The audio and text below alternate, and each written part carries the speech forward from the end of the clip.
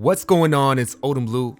I'd like to introduce a new series to this channel, Today in Hip Hop, where I'll be discussing important moments in hip hop on the anniversary of their occurrence. And before I start, I want to say that I don't plan to talk about music from an overly analytical standpoint on this channel. Expect a lot of takes in these videos to come from a personal and subjective level. Now, unfortunately, I will be starting this series off on a rather somber note. But don't worry, more irreverent and lighthearted videos will be coming soon.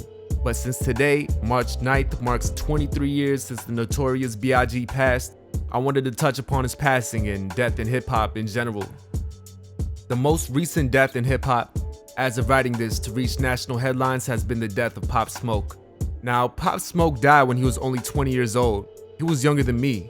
He had all the makings of a star, from his confidence to his voice, and whether you liked his music or not, his magnetic quality is hard to deny.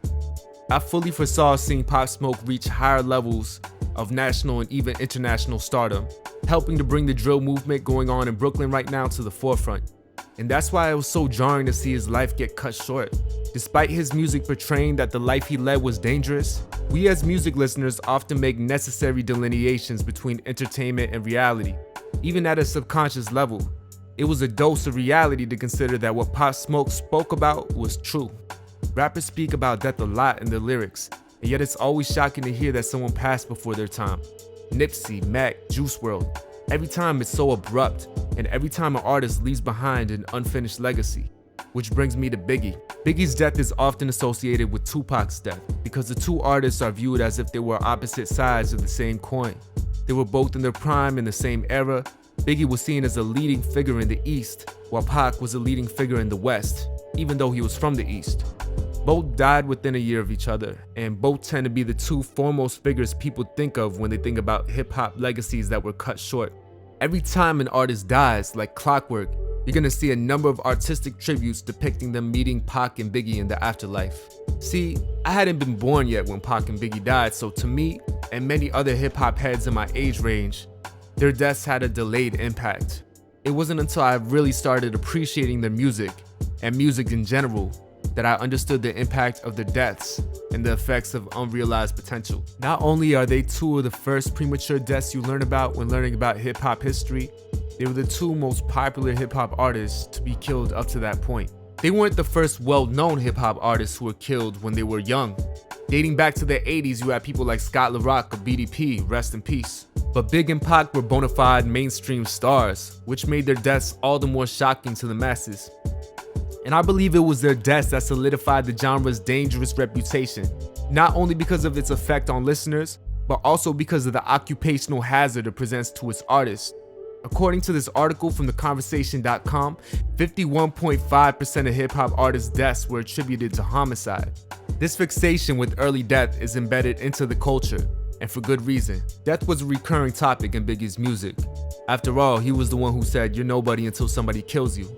That quote always resonates when discussing this topic. We almost always see the stature of well-known people grow, even if temporarily, after death, especially if that death is premature. When Big died, he wasn't a quote-unquote nobody in the hip-hop world.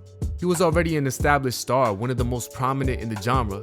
After his death, however, his position was not only solidified, but elevated. He went from being a star to being a martyr. When talking about Biggie, I hear a lot of people bring up the same questions. Would he be as acclaimed to this day if he were still alive? What would his career have looked like if he had survived on March 9th, 1997? How would the genre look as a whole? And would Drake and Lil Wayne really be working at McDonald's if Tupac and Big never passed? But in all seriousness, a lot of people seem to have a problem with this phenomenon. Why is it that people don't seem to get their proper due while they're still here?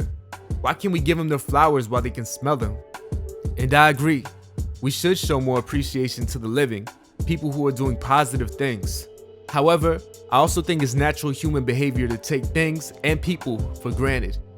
And I think another natural part of human behavior is to enlist the help of ritual to make sense of something as natural and ubiquitous as death. And death is something we still know so little about. Reminiscing about our favorite artists and playing their music after their deaths is just a part of that coping process. Most deaths within the hip-hop community are a result of violence and drugs, but the root cause lies in American culture, not just in hip-hop. People often criticize hip-hop's fixations on sex, drugs, and violence and seem to forget about essential aspects of the country that birthed it. When you combine the aspects of pride and braggadocio that inform part of the culture with the ties to crime and the consequences of the archetypal rap lifestyle, you can explain some of the violence that goes on, as well as the drug abuse. But honestly, I don't have a perfect explanation.